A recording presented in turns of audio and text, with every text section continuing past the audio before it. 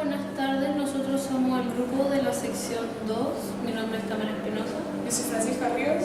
Yo soy Sebastián Humada y nosotros les vamos a comentar por qué nos llamó la atención el Museo Nacional de Historia Natural para poder hacer este trabajo. A nosotros nos llamaron la atención los cetáceos de la Antártica debido a que los cetáceos son mamíferos marinos pero provienen de ancestros terrestres. Y claro, entonces lo que nos preguntamos es cuál fue el proceso evolutivo o qué fue lo que sucedió que en cierto modo estos ancestros terrestres se adaptaron a condiciones marinas conservando sus características de mamíferos. Y sin embargo ya no tienen, como conocemos a los cetáceos, no tienen la capacidad de vivir en la Tierra, siendo que tienen ancestros terrestres. Varias bromas malas de...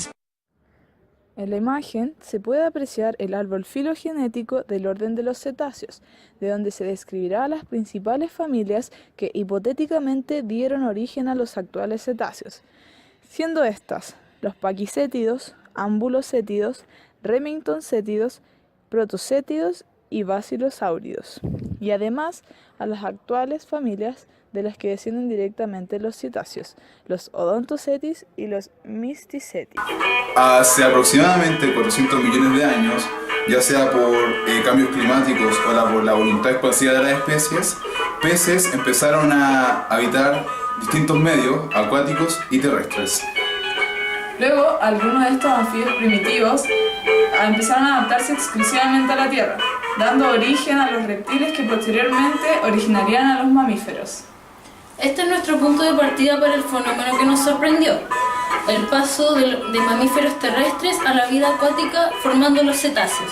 Se cree que los cetáceos primitivos, llamados arqueocetos, se originan de algún punto medio de la separación entre los mamíferos ungulados o animales que caminan apoyándose sobre sus dedos y los carnívoros, ya que los ancestros de estos grupos comparten importantes características principalmente en estructuras involucradas con la alimentación, la reproducción.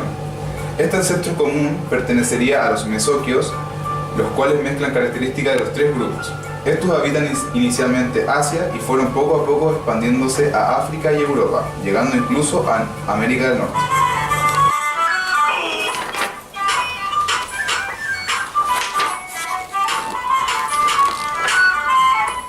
Los primeros arqueocetos aparecen inicialmente a fines del Paleoceno e inicios del Eoceno en el área del Medio Oriente y Nigeria, con 4 familias que compartían muchas características craneales. El cambio de época significó gran competencia por la escasez de recursos y un cambio en la temperatura del mar de Tetis, lo que impulsó la expansión hacia el mar y la selección natural, al encontrar una zona rica en alimento y con pocos depredadores luego de la extinción de los grandes dinosaurios acuáticos. La familia de los paquicétidos, de la cual descienden los actuales cetáceos, presenta evidencias de las primeras adaptaciones a la vida semiacuática, habiendo modificado su oído para ir en ambos medios y posicionando los ojos en la parte superior del cráneo para observar la superficie mientras se mantiene bajo el agua, para esperar alguna presa, al igual que los actuales cocodrilos, además de desarrollar los característicos dientes triangulares y cerrados de los cetáceos actuales. Hace 40 millones de años atrás, en el Eoceno, siguiendo la secuencia, encontramos a los ambulocétidos, los cuales, modificando un oído completamente acuático y adaptando sus patas traseras para nadar, más que para caminar. Luego, al pasar los años, encontramos a los remingtoncétidos, los cuales desarrollaron una larga cola y su cabeza forma una ligera forma aplanada y un largo hocico. Los protocétidos fueron muy variados y aunque en sus inicios mostraban claras señales de seguir siendo anfibios, durante su desarrollo y evolución empezó el proceso de pérdida de las extremidades traseras, transformación de las delanteras en aletas, reducción de la pelvis, aumento del tamaño de la cola y movimiento de las cavidades nasales hacia la parte superior de la cabeza y adaptación de los huesos craneales a esto último. Los basilosáuridos son los primeros en vivir exclusivamente en el agua, con una ya muy reducida extremidades posteriores y su pelvis estaba totalmente separada de la columna vertebral. Sus vértebras estaban adaptadas para el desplazamiento marino y complementadas por los inicios de una aleta caudal y las antiguas patas delanteras transformadas en aletas. Finalmente, llegamos a la familia de los Odontoceti, los actuales cetáceos dentados, que terminaron sobre la homodoncia, dientes iguales entre sí, y determinaron un espiráculo completamente posicionado sobre la cabeza y desarrollaron la ecolocalización, con la cual por medio de ondas de sonido ubican la posición de los objetos a su alrededor.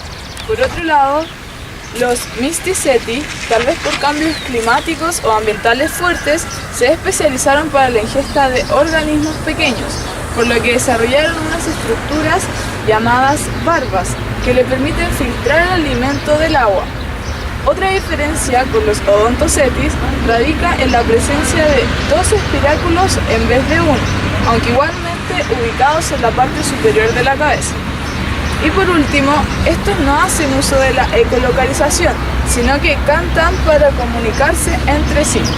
Entonces, como conclusión, vemos que a través de una larga línea de tiempo, vemos que los cetáceos, de ser del tamaño de un lobo, evolucionaron a lo que actualmente son los 27 metros de una ballena. Podemos también decir como conclusión que quizás por los cambios ambientales que se dieron en esa época, la falta de comida que había en el medio terrestre los llevó a evolucionar y adaptarse hacia el medio acuático. Bueno, tampoco está de más decir que todo esto es solo una hipótesis, y aunque sea la más aceptada en nuestros tiempos, con datos futuros se puede llegar a cambiar.